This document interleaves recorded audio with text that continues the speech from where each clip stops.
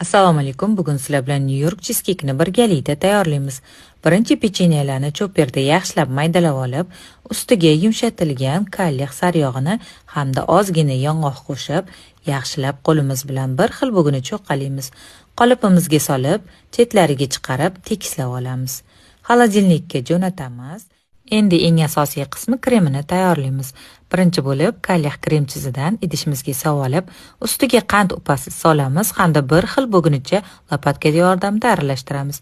Smetana, tuxum solib, venchikda aralashtiramiz. Umuman mikser kerak emas. Yarimta limon suvini ham siqib sovurishimiz kerak. Eng oxirida kraxmal hamda qaymoqni solib, yaxshilab bir xil bo'lgunicha aralashtiramiz hamda qolipimizga joylab tekislab olamiz. Duxovkamizga listi tagiga suv quyib pishirib olamiz. Juda ham mazali, yumshoqqina og'zingizda erib ketadigan cheescake tayyor. Yoqimli ishtaha.